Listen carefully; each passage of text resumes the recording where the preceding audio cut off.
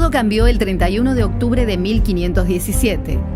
Por eso el mundo entero celebra los 500 años de la Reforma Protestante.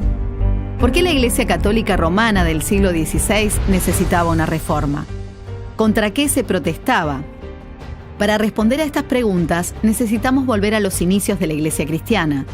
Durante sus 3 primeros siglos de existencia, la Iglesia cristiana creció en los márgenes de la sociedad romana.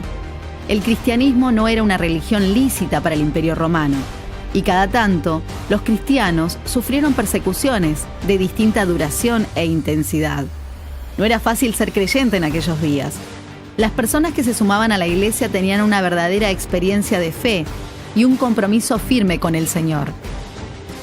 Pero la situación dio un giro drástico cuando en el 313 el emperador romano Constantino legaliza la fe cristiana y le concede muchos beneficios.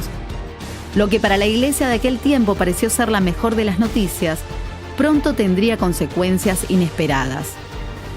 Los emperadores cada vez tuvieron más influencia en la Iglesia y muchas personas comenzaron a unirse a ella solo para disfrutar de los beneficios terrenales que el imperio ahora concedía a los cristianos.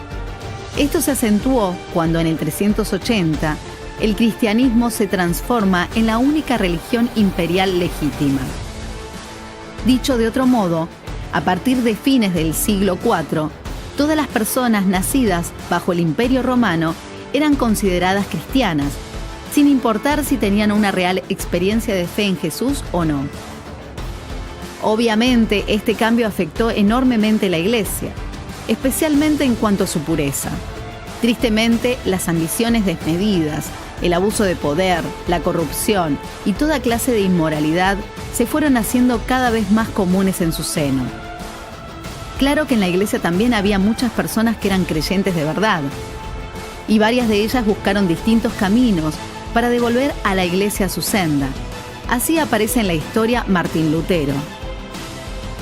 Lutero era un monje alemán que estaba bastante frustrado con lo que venía sucediendo en la Iglesia. Pero no fue hasta 1517 que para Lutero la gota rebalsó el vaso. El Papa León X, Giovanni di Lorenzo de Medici, se había propuesto remodelar la Basílica de San Pedro en Roma. Su majestuoso proyecto era carísimo y pronto necesitó más dinero. Para recaudarlo tuvo una idea: vender indulgencias. ¿Qué eran las indulgencias?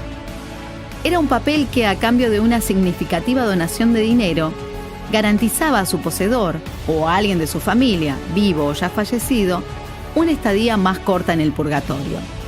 ¿Y qué mejor momento para salir a vender indulgencias que cuando se aproximaba el Día de los Muertos?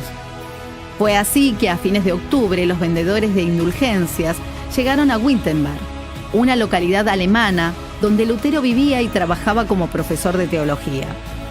La indignación de Lutero fue tal que desafió a los representantes de la Iglesia a un debate. Los puntos a debatir eran 95. Lutero los clavó en la puerta de la Iglesia del Palacio el 31 de octubre de 1517, hace 500 años. A estos puntos se los suele llamar las 95 tesis de Lutero. A partir de este momento, el cristianismo en Occidente no volvería a ser el mismo. Un flamante invento, la imprenta, facilitó la rápida distribución y circulación de los escritos de Lutero por toda Europa, y pronto miles de personas se sumaron a este movimiento. Así se originó la Iglesia luterana, y luego nacieron otras iglesias protestantes y evangélicas.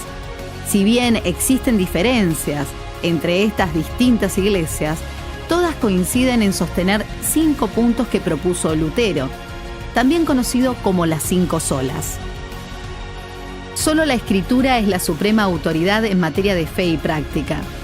Solo por medio de la fe Dios nos salva y no por medio de las obras.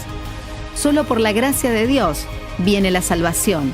Es un favor inmerecido. Solo Cristo, Él es el único mediador entre Dios y los seres humanos, y solo por medio de Cristo es posible la salvación. Solo a Dios la gloria. Al cumplirse los 500 años de la Reforma Protestante, las iglesias evangélicas recordamos a los que nos precedieron, honramos su memoria, pero damos la gloria solo a Dios.